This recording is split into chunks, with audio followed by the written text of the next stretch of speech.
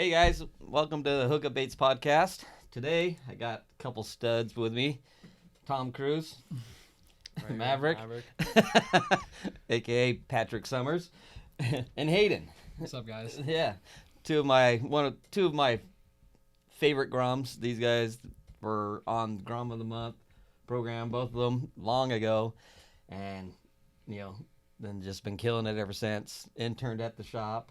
Patrick's done 2 summers at the Hookup Baits shop, and then Hayden came on this summer. So very involved with Hookup Baits, and they just both slay freshwater and saltwater. So welcome to the show, guys. Pleasure Great to be here. Yeah.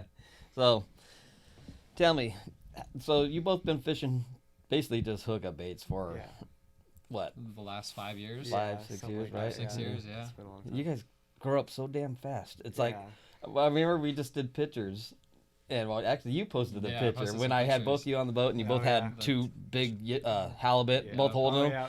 Yeah. I mean, you guys were like Tiny. like that, Yeah. and that's just within 5 years. Now you're both way taller than me, and just Patrick's got muscles and stuff. Yeah, it's just crazy how fast you guys grow nowadays. And it's not just you guys; it's all the Groms. It's I don't remember growing that fast when I was a kid. I don't know what the heck's in the food nowadays or what, but Yeah, so it's been a great time with Hookup Baits. I mean, the last 5 years, he found the company with his dad, and he introduced me to it, and then that Grom of the Month program set off everything. yeah, It's been a crazy story. yeah. Do you want me to go over how I found Hookup Baits? Yeah, go for it. So me and my dad, it was the start, I think it was like 2018. We went,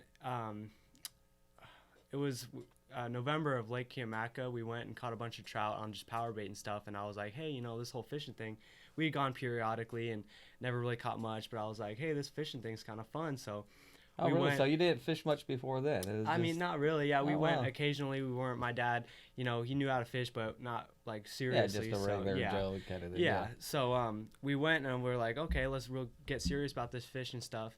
So we went, picked up a couple like decent rods, and then went out and we fished every weekend for like 9 weeks, like 3 months. Didn't catch a single fish. And so well, at least he kept at it. Most people gave up. Like, okay, this fishing thing's not for me. Yeah. So we went, and I was like, man, this is harder than I thought. Like, I couldn't catch a fish. So we ended up going into East County Bait and Tackle, and I asked one of the guys there, I was like, hey, man, like, we've been having a real tough time catching some fish. Can you point me out, some lures? And, like, I told him, I was like, we've been trying to catch fish in the bay, but we haven't had much luck. You give me some lures and some tips. Help me try to catch some fish. And he's like, yeah, sure. So he gives me this topwater spook. He gives me a jerk bait. He gives me this little paddle tail swim bait, and he gives me a pack of hookup baits, 1/4 ounce sardine green. It's kind of covered the whole gamut. Yeah. And then I was like, oh, where should I go? And he's like, oh, the Coronado Bridge. And I'm like, okay, cool. So we check out, and then the next weekend we try to go the Coronado Bridge, and Did you just get one of those rental skiffs or something? No, we were on shore, and so I didn't even know. Like, he was probably thinking the boat, because everybody knows, under the Coronado Bridge is a good spot for the boat. And so I'm thinking, I was thinking from shore. Well, you can't really get under the Coronado Bridge from shore. So I was like, you did. It's like it's 3 feet deep. Yeah, and I was like, okay, well, this sucks. Like, and I wasn't even fishing the hookup baits. I was throwing the top water and didn't catch anything. So Mother's Day comes around. It was April, and we're having brunch at one of the restaurants in Seaport Village, right down by the rocks. And we finished brunch, and I'm like, hey, Mom, can I go down and fish for a little bit while you guys are wrapping up? She's like, yeah, sure. And I brought this little tin can with me with I brought the little paddle tail swim bait, the spook, a jerk bait, and then I brought one single hookup bait out of the pack. I opened it up. I was like, oh, man, these smell like garlic. I just tossed one in there. Yeah. And so I was fishing. I think I actually tied on the hookup bait first.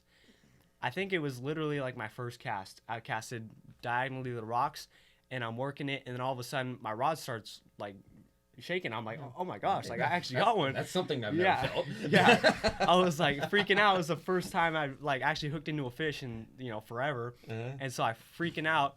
This fish ends up getting me in the rocks, frays up my line, and I pull it up with a big clump of grass. And then me not knowing how to fish really, I try to pull it up with like 10 pounds of grass on. and the line's all frayed and it snaps and then a fish swims away. And I was no. like, no. Like my first fish I hooked in like 3 months, just gone. So we went back the next weekend and I actually took Hayden because I had talked to Hayden. We were in like 7th grade. And I found out one of my friends was like, oh, that kid over there fishes. So I was like talking about fishing. And I was like, hey, man, you want to come with me and my dad down to the rocks? And, you know, I think I just found something like where we could actually catch fish. And he was like, yeah, sure. So we go out there, and I think we went back to East County and bought like 5 packs of hookup baits because I was like, this is like the ticket right here. And we went down there, and we caught quite a few. Yeah, I think it was our first trip. We took him down there. It was my first time like really fishing saltwater, and like I was strictly fish freshwater from 5 years old all the way till 7th grade with him. I was fishing freshwater, and we get down to the rocks, and I tie one of these on. I'm like, what is this thing? It's just a little tube with eyeballs on it. I was like, huh. So I cast it. My second cast, I caught one. I was like, well, this is actually kind of fun.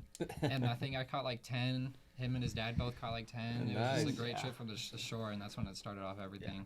And actually Hayden helped me out because he actually knew kind of how to fish like better because he actually fished a little bit more seriously than I did. And Hayden, I remember he outfished me for the first 5 trips and stuff before I was able to catch up. But yeah, it was a lot of fun, and that's where everything went off of those rocks in Embarcadero with the hookup baits. Everything just took off from there. Oh, wow. Where we have pics of us standing next to each other with his little spotted bay bass, these and it was just all happy catching 8-inchers. Yeah. Never would have known that we would be catching the fish like we are now. Yeah, on the same baits and everything. Yeah, that's one thing I didn't know. I figured you both were fishing since you were like 5 years old. That's when I started. You've been fishing all your life. Yeah, okay. For me, it was. I didn't get serious until I was like 13, and so it's been about 4 years of fishing seriously. You came a long ways in 4 years. That's for sure. That's awesome. Yeah. So that's how we got into hookup baits, and I remember. We would go down the rocks and catch these spotties, and I would hashtag hookup baits on my Instagram post. And then I remember the day hookup baits, we used to refer to Chad, and we knew it was Chad who ran hookup baits, but we would refer to you as hookup baits, like that's the guy from hookup baits. And so I remember, hookup baits guy. The hookup baits guy. So I remember I was with Hayden when you first followed me on Instagram. I was like, Hayden, hookup baits just followed me on Instagram. I was freaking out. I was like, no way. And I remember never forget when I first got the text for the Grom of the Month, like, hey man, you want to go out for Grom of the Month? I was freaking out. That started off everything for us. Yeah. That program was amazing. That really, when I went out with you on the first Grom of the Month trip, that's when I first realized the real fishing. I was like, dang, this could get a lot bigger than just spotties on the rocks. So that's what that's all about, that. And on your first Grom of the Month trip, you took Hayden, and then Hayden became Grom of the Month, and he took you. Yep. So I remember that. The only problem with that is both these guys get seasick. Yeah. And that's where all the fun fishing is, really. We get outside, and I think did we go down to the pipe we went down to the pipe, and it was little because you mentioned you might get seasick. Yeah. And I'm like, well, we'll just try it out, and so we stayed real close, and we got out there and we started catching bass and stuff and everything else, and then but it only took I think an hour. And I started puking my guts out. But it ended up working out, and then we went in the bay. He got seasick again, so we went to the back bay. So I was like, okay, let's go all the way to the smoothest area. And that back bay was biting good. The big halibuts, and we're catching sand bass like crazy. Or no, spotties like crazy. Yeah, it was fun. Yeah, we caught probably a few hundred fish. That day was working crazy. out. Yeah, you guys are hooked from there on. Absolutely. That's cool. And then we just kind of did the same thing when you got. We just stayed in the bay, I think, and just fished all over the bay. But we. And then those 2 Grom trips, then it's inspired. I don't know if it was you that got you to your dad to buy a boat.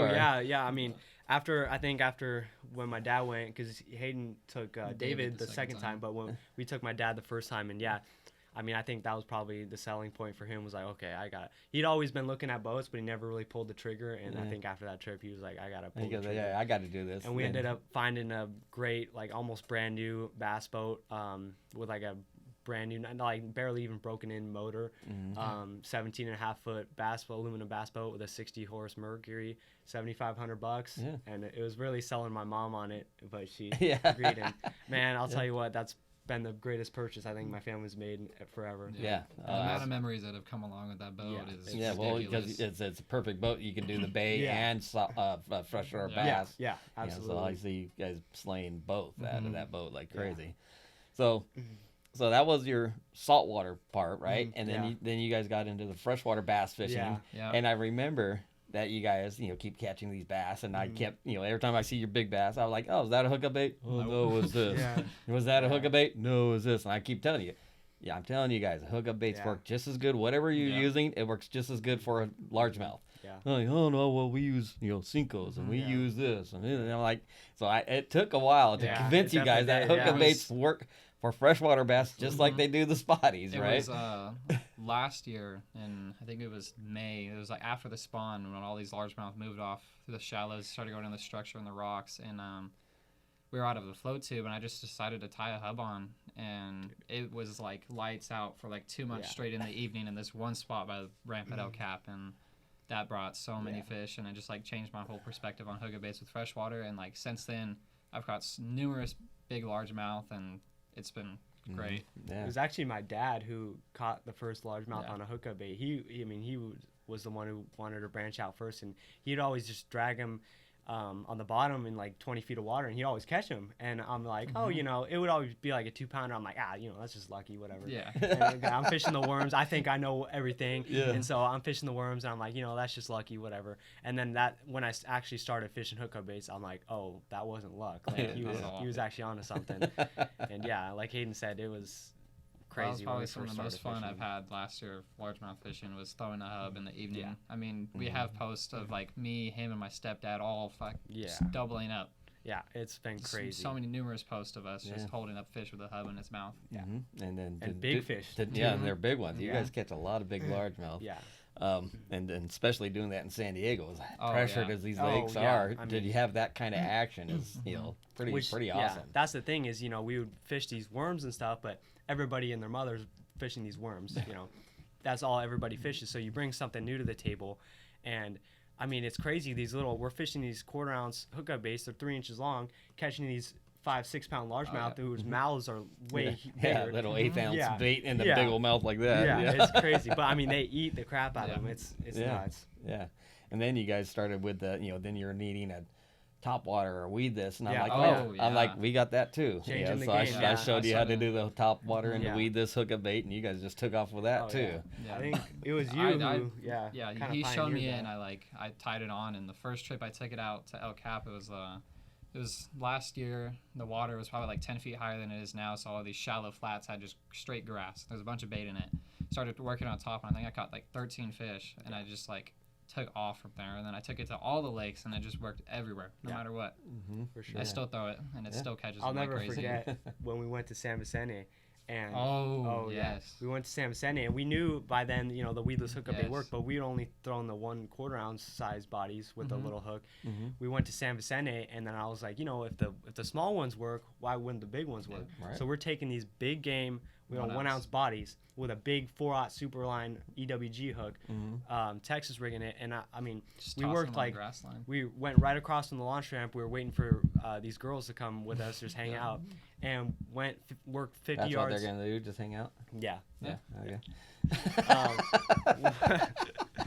We went and fished like 50 yards of this grass line. There's a bunch of this tall grass on the bank, and I mean, with probably my 4th cast, and I'm just working it right along the grass line, and all of a sudden, bam, I'm on. Like, I got one. And I'm towing him to the boat. Shocked. On the big and it bait. was That's not only awesome. was it a bass, but it was a big one. It was like a 3 pounder, probably like 20 inches long. Big fish, right? A big old mouth, and I'm like, damn, we're just right across from the launch ramp. I was like, okay, well, let's fish this for the rest of the day. All the rest of the day, it was just lights out. I mean, at the end of the day, me and him both holding up a few fish. They were both between 3 to 4 pounds, and they were all caught on the weightless hub. And we caught probably 10 each, smaller ones. Yeah, it was just crazy the whole day working that grass line and we're fishing them like a jerk bait. We're fishing them like a fluke. We're fishing them like a worm. I would flip in a pocket and just let it sink down, and then my line just takes off, and I mean, it's crazy. Keep in mind, we have 2 girls in the boat. Me and him are just we have to keep in mind of them, and then also fishing. So if we took a straight serious day of fishing, I mean, we were just messing around. And it was lights out. It was crazy. Were the girls impressed? Oh yeah. I mean, we're just pulling up. They're screaming as we're boat flipping and fish after fish, and we're all putting them in the live well. We're like, they're like, dang, these guys are professionals. That was a fun day. Yeah, that's awesome. So, are you guys scenting those baits? No, the weedless. You never filmed the scent. Last year we never put scent in them. The weedless was just straight plastic because the replacement bodies didn't have scent, and Up It was- until this year, Yeah, where you this started year, using the scent. I a lot started more. using Yeah, the tell, scent. tell the story about that. I So, find that fascinating when you I put was- putting it on the worm. I was throwing Senkos later this year, starting like after the spawn, probably starting May, because the water level is lower. I mean, the fish are kind of like pressured. It was just a lot slower, and I'm like throwing a Senko. I'm catching like 2 to 3 fish a trip when I'm lazy fishing. And one trip on the boat with him, I just decided to put scent on the Senko, and I caught 2 fish all day. As soon as it hit the evening time, sun comes off the lake, I put the scent on, and I caught, I think, 13 fish. Mm-hmm. And mixed in with there, I caught a 5-pounder. I caught Yeah, bigger. It was like almost 6. it was huh? almost Yeah. 6, and then And another so trip. what were you doing? So you're using the Cinco. I was using a Senko, and I and just then took what the scent. Which one? It was I think it was the garlic. I started. No, I it was thought it you- was the red one. Yeah, Oh, I that And was used we the like- used red we used the yeah, red and the crustacean. crawfish. Yeah, Crustacean, yeah. And I put it. Only area I put it was by the hook, so they were Yeah. just like, with the only area the fish wanted to grab it was by the hook. I didn't lose one fish. yeah. Mhm. It was crazy. I'm fishing. He's doing the same thing. Yeah. He's but like when fishing I right was next to me. Fishing a different lure, I think, and I'm just like, damn it! Like this kid keeps Yeah, freaking I catching all these was fish. catching them. And dude. yeah, and sure enough, once I put the scent on, I hooked. Wow, so Dude, the I was scent like, was yeah. just Yeah. night and That's a day. ticket, tonight. yeah. It just makes adding a the difference. mermaid's milk scent Mhm. and Yeah. just turned it on. Turn Because it you on got to for think sure. those fish, everybody's throwing a Senko, but nobody's scenting it, like, and especially when nobody's You know, scenting it with with a a hookup bait scent. Yeah. Yeah, so that's just giving the fish something they've never Yeah. seen before. And then And yeah, And that's something else. You know, we formulate the scent to go inside of the bait, but Yeah. it also sticks to a oh, it regular stuck bait. to it. Yeah. Like, I rub it in, and it just it sticks. stays there, Yeah. right? Especially Oh, when yeah. the Senko gets cut up after a fish, I'll put it inside yeah. those crevices, and Uh-huh. it like fills up where the salt Mhm. like loses from the bait, and it just like engraves in the worm. they just can't resist it. Yeah, Yeah. Nice. That's good stuff. Yeah, when you told me that, I was like, wow, fascinating. That's very cool. Yeah, that and I mean, catching 5-6 pounders off rock piles with the Oh, yeah. quarter ounce, the purple. I Oh, mean, that's purple. oof. Yeah.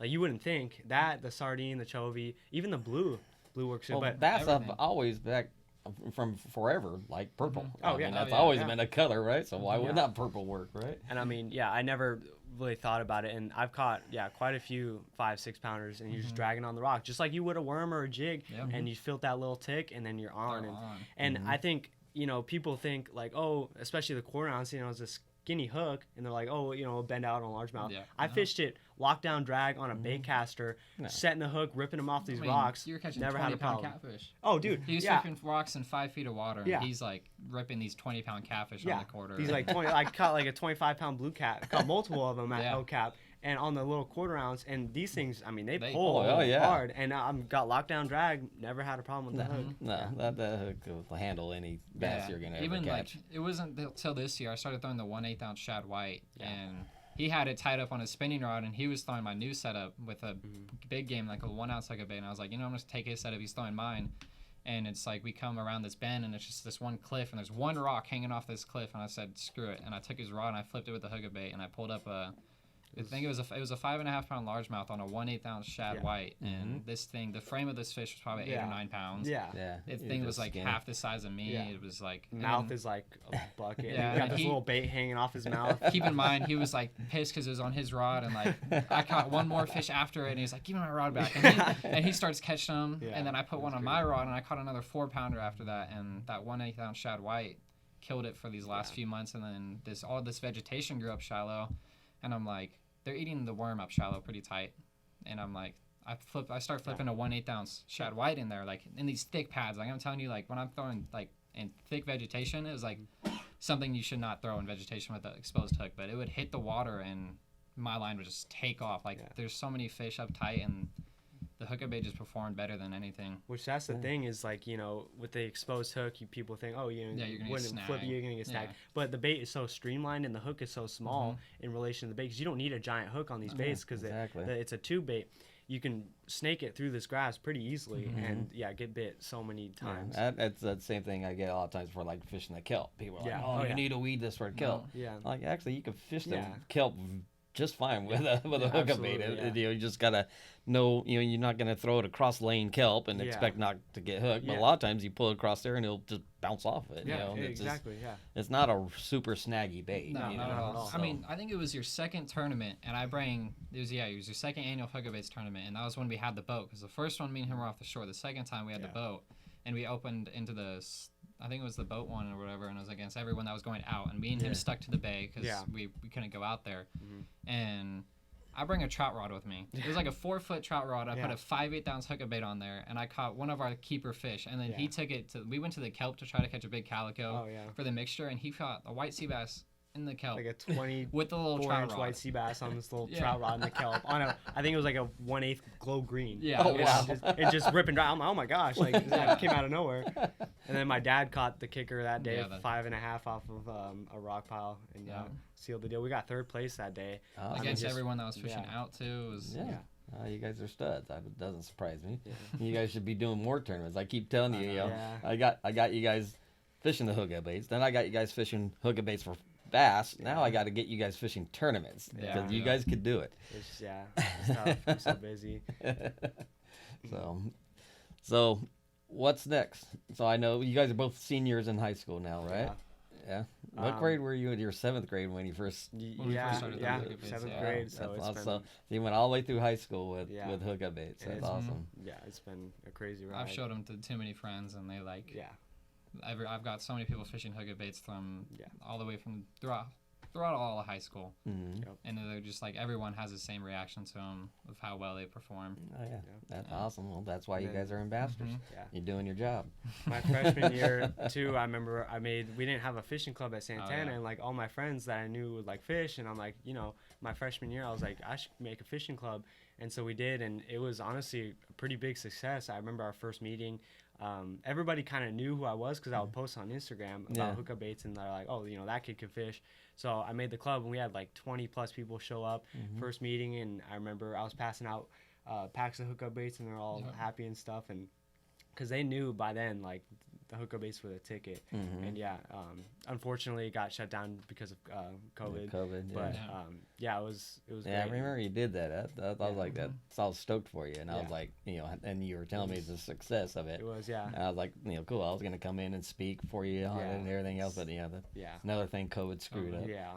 That sucks. So, and now you just painted your senior parking spot. That was awesome. My dad, he works in sheet metal, and so he was able to have a shop make a laser cut stencil. Oh, is that how you? I was wondering how you painted that so well. So that's awesome.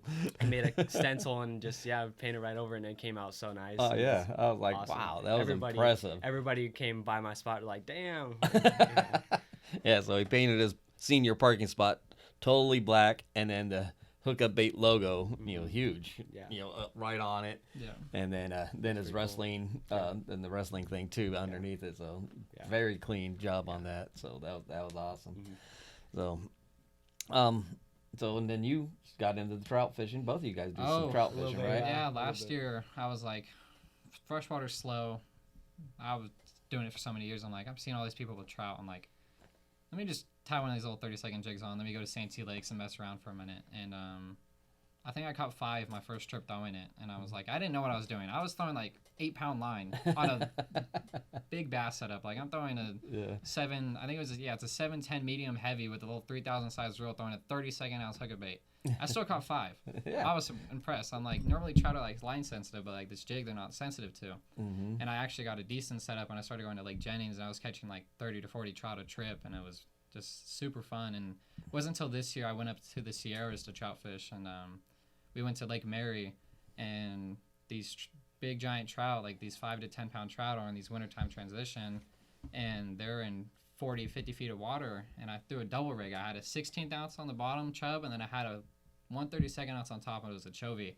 And I was throwing it in 40 feet of water, letting it get all the way down, and you'll just see your line just going slow, and they would just take off with it. And I caught numerous 5+ pound trout this year too on hookup baits. It was just ridiculous. And when you told me that was interesting, because I never caught trout up in the Sierras. I mean, I've been going to Sierras since I was your guys' age, you know, a lot.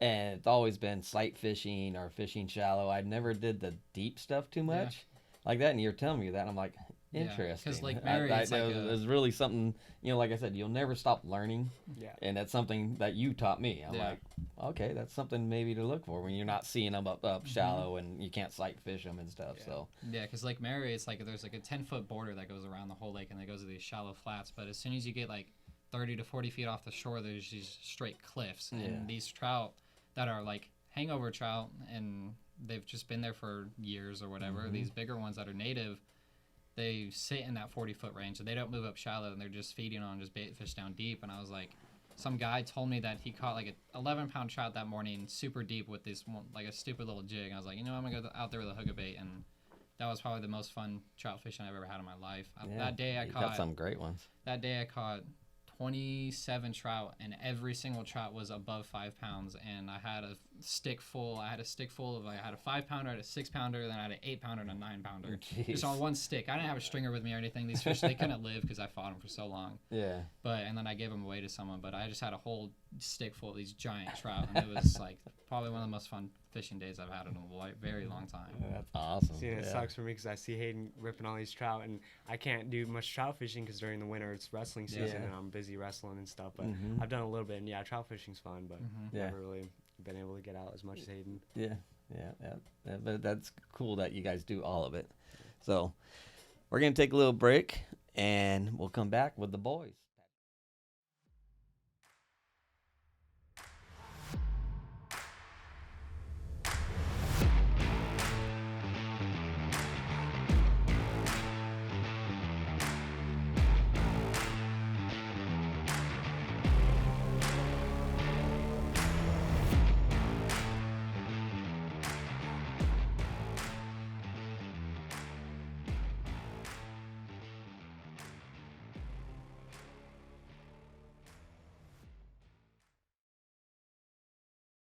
All right, well, we're back with just Tom Cruise himself, Patrick Sommers, and we're going to see what's up with him.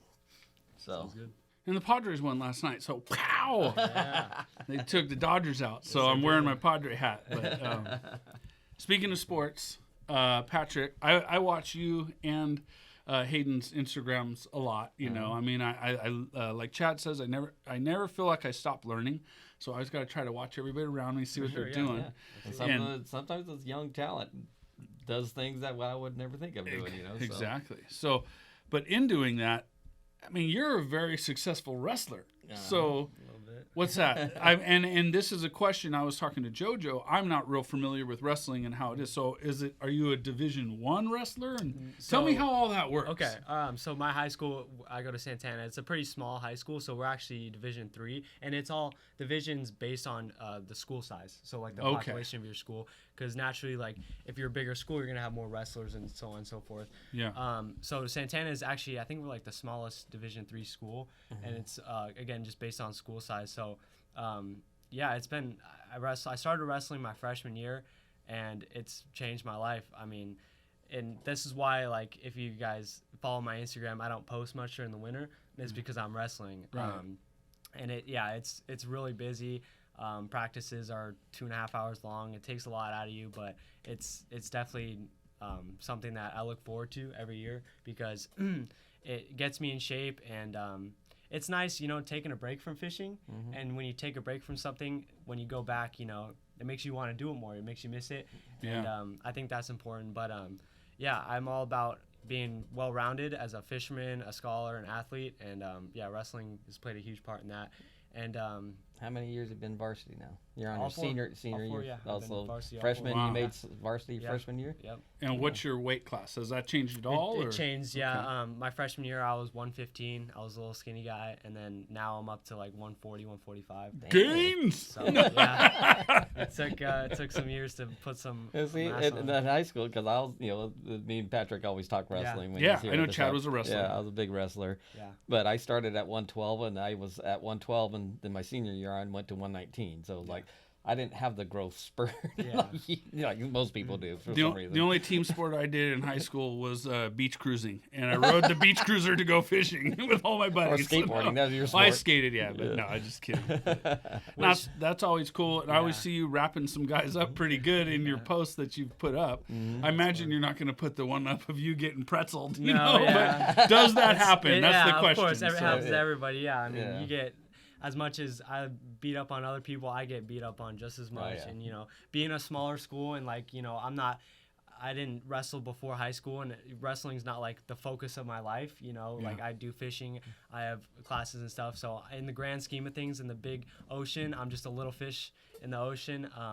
So yeah, I get beat up on just as much. But yeah, being able to hold my own and stuff, it definitely gives you some confidence and stuff for just going on in life. You know, there's a saying that goes, once you've wrestled, everything else in life is easy. Exactly. And it takes a lot of mental It strength. is the toughest sport in high school. I mean, absolutely. by far. Really? And it's really shows your individual, you know, because it's an individual sport. Yeah. You know, every other sport in high school, except for swimming, I guess, you know, but is a team sport. Yeah. And that's So the team can kind of carry you a yeah, little. yeah. But when you're wrestling, it's you against him. You know, so absolutely. It's really mans you up pretty well. Oh yeah, absolutely. Yeah, my freshman year, you know, I'll admit when I going into high school, you know, I did a little bit of jiu-jitsu. I thought I was the stuff, and like, you know, nobody better mess with me. Oh boy, did I get humbled my freshman year. Being a little 115 pounder, yeah, I got straight up humbled my freshman year. Well, you know what, I got humbled because through high school, I pretty much was really good. I could have went to college and stuff, and I didn't get beat very often. But it was when I started coaching at an MMA gym when my son was wrestling in Nashville, and I coached at an MMA gym. You know, now I'm 30, mid 30s, and I'm wrestling these guys that are like 20, 25 years old. You know, and I'm just like, holy crap! I know. This is dude, Getting old sucks. It does, dude. I mean, it made me really think of like, you know, nowadays so many people do MMA, Yeah. and a lot of these guys just look like dorks. Oh, You know, yeah. but they would jack Oh, you yeah. up quick. Absolutely, yeah. When I was a kid, I would watch all those tough man fights, and that was when the Gracies first got like integrated into the whole fight thing. Yeah. You know, Yeah. it was before UFC, it was before all that stuff, and the Gracies, I think it was Hoist Gracie. He was a little under 150 pounds and out there and just roping everybody. You know, he just once he got him to the ground, it was over. I don't care how big or whatever they are. So, you know, it teaches you a good skill in life.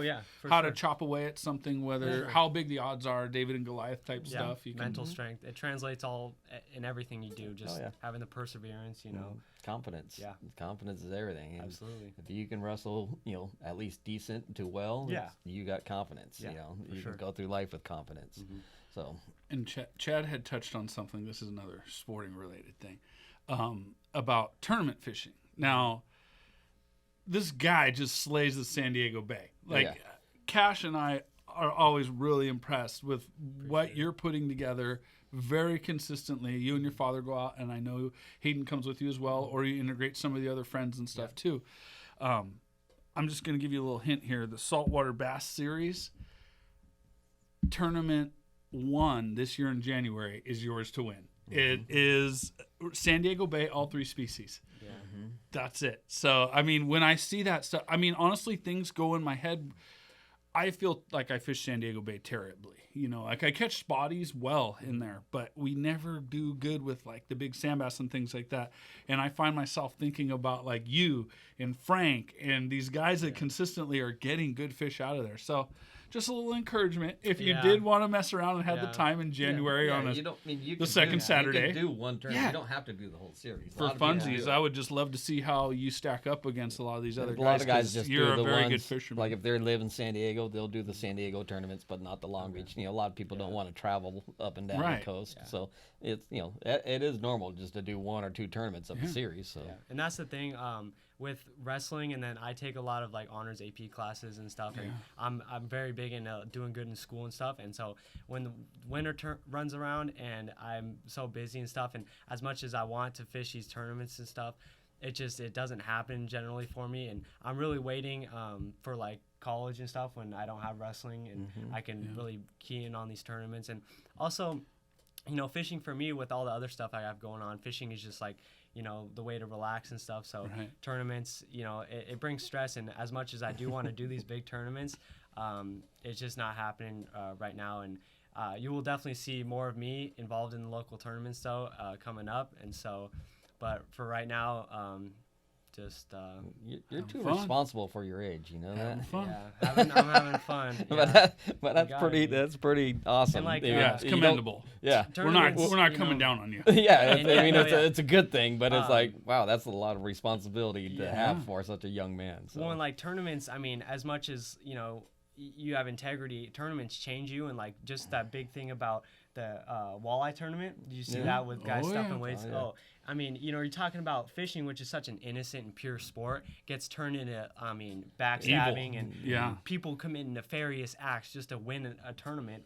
I mean, it just, I don't want to get caught up in all that stuff, and I don't think I would because, No. fishing for me is just, something to do and have fun. It's a pure. You're only going to innocent- get caught up in it if you're doing it. I mean, Yeah. it's just none of us would ever. Right. You got so many Think- of these guys, especially in largemouth bass fishing freshwater in East County. Like if you read like the SD Fish articles on some of these guys, and it's just like, dude, like you're turning into such an evil person over fishing, and it's like, so it's just That's competition. I mean, it's just, it goes with everything. guys want to win, and if they don't have the talent, they got to find something else, So, I mean, it's just they're trying to win. I'm a real competitive person, even just for fun. So like when I go fishing, I'm always doing some type of challenge, whether it's just against myself to catch a fish, this fish, certain fish. I always want to trifecta the bait. That's always one thing.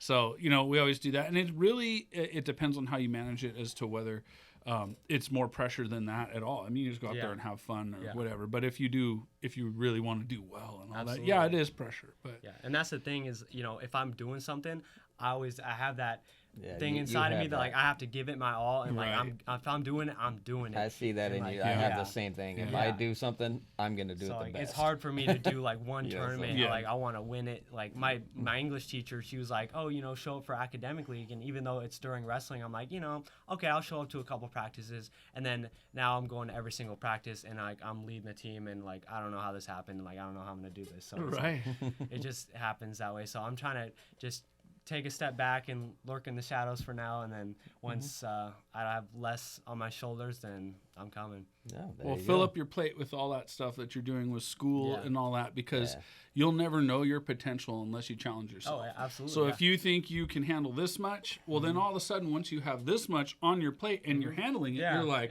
okay, sure. there's a way to tackle everything in life. Absolutely, and that's Yeah, cool. that's- Sounds that's like one you got a thing- real good target going on. One thing my wrestling coach, I told you this before, told me when I think it was junior, and because when I was in high school, fishing was my absolute favorite thing. Right. I wrestled because I was good at it.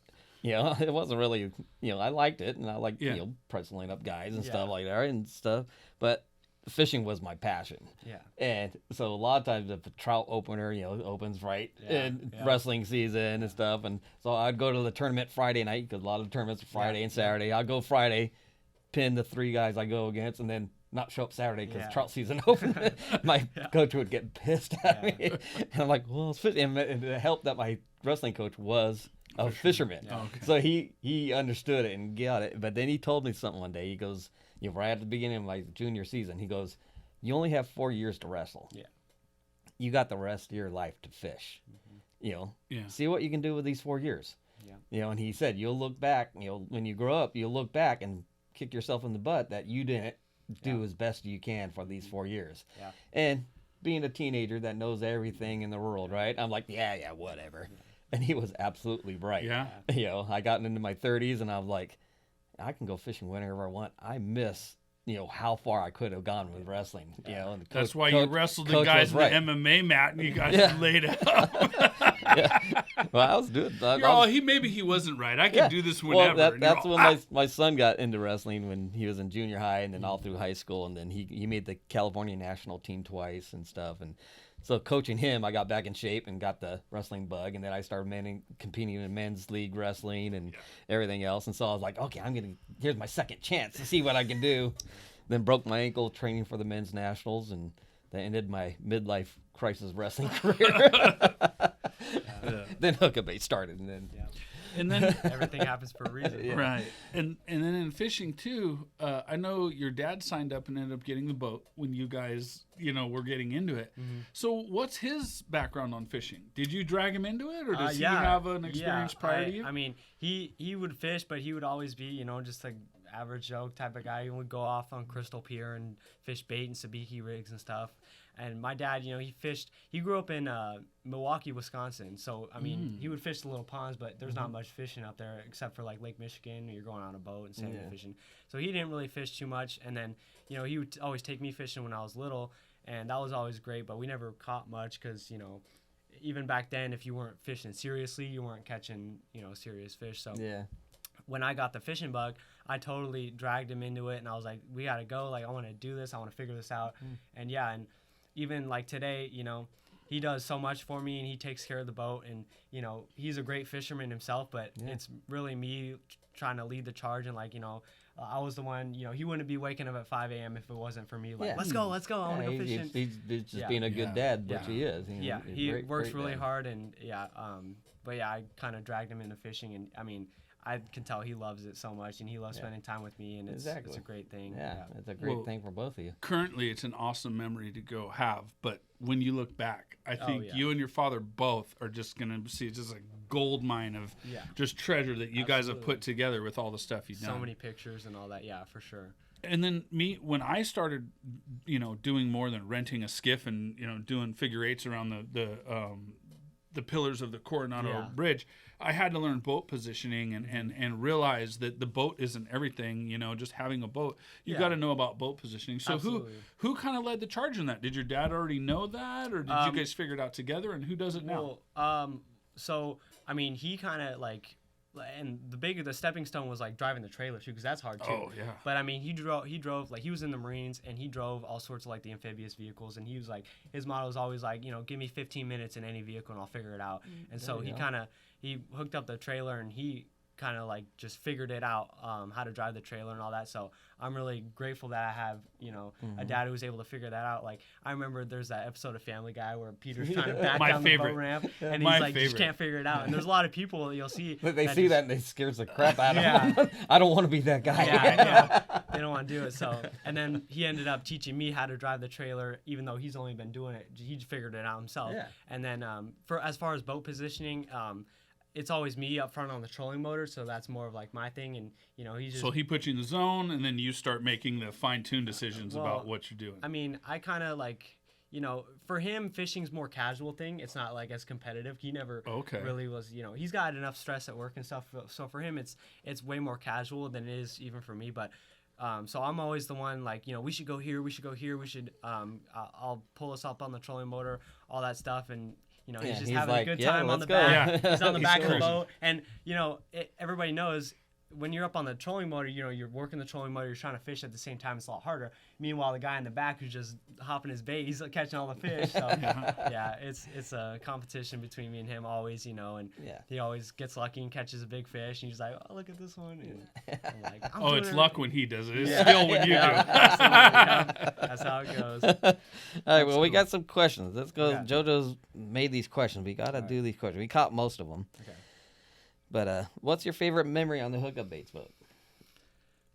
It's probably when I caught my first real sand bass, that 3.5 pounder. It was actually the second trip. Mm-hmm. That was, when I got a taste for like what's really out there. I've caught like, legal sand bass. Never caught anything big though. Yeah. And so catching my first big sand bass, that's like a legit sand bass. Yeah. I'll never forget the feeling. I was like, oh my gosh, like this is crazy. Like you do this every day. Like, that was probably my favorite memory. Just getting a taste for like the real action. Yeah. And everything took off from there. I learned so much on that trip too. Yeah. I was gonna say probably a lot of your boat positioning was probably your dad watching what I do. Oh yeah. That's kind of what I was getting at. I just don't know.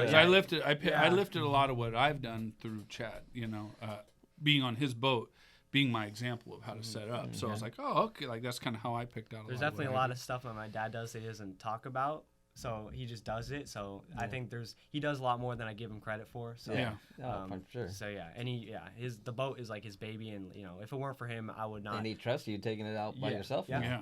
Just awesome. Like when you're up front cursing him for being on back while you're messing with the trolling motor and fishing. And, I gotta tie a knot. This is really hard, Dad. Well, he's doing the same thing when he's driving. Exactly. Yeah.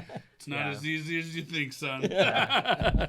He lets me take it out because I'm his son, and that was his job to make sure I know how to do it, and he did his job, and so I haven't messed up. Luckily, There you you know, go. knock on wood. It's great. It's another you seem Yeah. extremely responsible, but it's just another good responsibility, real world responsibility to deal with. You know, Yeah, for if sure. you got the boat down at the water, you got to figure it out. Yeah. You know, if something happens on the boat, you got to figure out to call for help, or if you're like us and you rub 2 matches together, or whatever, to spark it back up. I don't, you know, but And that was- it's a lot to have on your shoulders, and then you probably think of that a little more when you're driving it, dropping it. Yeah, Hayden knows. I mean, it's like, you know, he sent us out on our first time alone, and he was like, you know how to do most of the stuff, go figure it out. And then That's great. Hayden knows that's a when good dad. we're on the boat and it's me in charge, like it's like a switch flips, and like I have to be responsible because, like I said, that boat is not only his baby but it's my baby too. Because that boat has changed our life. So I'm always, you know, I feel bad, but I'm always barking orders at Hayden, like, dude, we got to do this. We got to make sure like everything's set. We're not like Well, you're put being the plug in. captain. Yeah. There's a lot. It's like Tom said, there's a lot of weight on your shoulders when you're in charge, and not mess it up. And especially being a teenager, you know, driving the boat all the way down to the bay by myself. We live like half an hour from the bay. Right. Driving on the freeway with the boat, backing it up, launching it, make sure everything's working. It's a lot of weight on your shoulders for sure. Okay, so we're running out of time, but I want to get to this because we haven't really touched on this. You've interned at Hookup Baits the last 2 summers. Yeah. How's that changed your life, or has it changed your life? What have you learned? Oh, I've learned so much interning here. I've learned about, you know, I've thought about like what makes the bait what it is before, but interning here and like learning, you know, the steps of like what it takes to actually make the bait, and it just makes me realize, you know, why it works so good, you know, the cuts and everything that goes into it, and it The just makes me, detail. the detail. Oh my gosh. I mean, and people complain about the price, and it's like, if you worked here and you knew all the steps that went into it, you'd be like, how are they selling it for this cheap? I mean, it's exactly. yeah. And it makes you also think about like, you know, the knockoffs you see on Instagram, and it's like, dude, it looks vaguely like a hookup bait, but it's nowhere near the real thing. Yeah. And it's definitely changed, like, you know, the point is not knowing but understanding why it works. And you know, anybody can know, like, I can catch a fish on hookup bait, but why it works has really been pretty cool for me to figure out, and like, you know, all this stuff that goes into it. Yeah. And it made me realize a You lot. learned a lot about life too. Yeah. Huh? Oh yeah. Oh Real gosh. world working Man you up experience. working here a little bit. Man talk in the shop. Oh no. Thank you, Ronnie. Shop Yeah. manager. Yeah. It's been a great experience working here for sure. Yeah. Learned a lot. It's been fun. So super fun too. Yeah. I'm grateful, you know, that I was able to work here instead of working at like a fast food restaurant. Exactly. You know, like my friends, which I'm not putting that down, but yeah, I would much rather work here than. Hell yeah. And ask if you could take someone's order. Yeah. It's a dream teenage job. Yeah. I mean, it's still work. Yeah, but I mean, Yeah. it's not. It doesn't feel like it. Yeah. And you didn't get to stink palm anybody's food though, so. Yeah. Yep, and then you brought Hayden with you this Yeah, year. So this we'll year. talk to That Hayden was a next, great- and great that was awesome having both of you. Mm-hmm. So, you want anything else you want to say before we sign off? Chad's right. Spinning rods do work better than bait casters. I found that out the hard way. And as much as bait casters. I was gonna ask you guys Yeah. that because you guys go against the grain a lot. With Yeah, I mean, bait casters work phenomenally, but especially for the deep drops, I notice when I go to spinning, you just catch more fish. And bait casters are so much fun, but spinning rods the way to go. And it's hard, it's tough making that transition, but when you know, like, okay, I'm gonna get more bites. yeah, if I do you it. know, you just got to do it. Well, I'm Yeah. going to defend your decision to do a bait caster on the front end by saying on a linear retrieve, when you're pulling it across a flat or Yeah, oh, something yeah, like yeah, that absolutely. all day. You know, Absolutely, yeah. you're throwing it at boiler rocks. Yeah. Then it's not as, Yeah. like you said, Yeah. once you started dropping and line watching is when you realize you're now affecting the performance of the bait by Yeah. not letting it free Yeah, fall, yeah. you know? And I would fish these bait, like the high-end bait casters, like the Cronarch and stuff. They have a real light spool, and you know they're all smooth and stuff. But it's just It's still, makes a still not difference. as Yeah. line's still not gonna pay Yeah. out as smooth Yeah. as a spinning reel full Yeah. of braid, right? Yeah, so that's one thing I learned recently, that like, okay, I got to transition into more spinning stuff. I know you Yeah. being teenagers know everything. Yeah. Yeah, which I've caught a ton of big fish on bait casters, so they definitely work if you like fishing bait casters with hookup baits. Not to put that down, it works great. It works Yeah. just fine. It just, But, yeah. it's gonna work just a little bit Yeah. better with a spinning Yeah. reel. Yeah, If you get a Corrado DC and you hear that little noise when you Yeah. cast, it's, you ain't go catch Yeah. I gotta give T I gotta give T credit for that because that was hilarious. On the little thing he did recently. That's a tip of advice. Don't fish the DC reels because it actually the free spool, it has a magnet in it and it slows down the free spool when it's just going super slow. And you can actually, if you like just move it in the free spool, you'll see it it has a magnet and the magnet slows it down. So the DC reels especially aren't good for hookup baits. Yeah, good point. The typical centrifugal braking system is the best way to go. Anything, that's the best way if you are going to use a bait caster. See, learn stuff from these young kids. Yeah, all the time. Patrick Google Sommers. Tom Cruise. Yeah. Awesome, man. Well, good having you. Thank you for having me on. It's been a pleasure. Yeah. And you got big stuff with college coming up, and your senior year and all that stuff. So you haven't seen the end of me. Oh yeah, you'll always be part of the family. Yeah. So hope you thank enjoyed it, for having guys. me.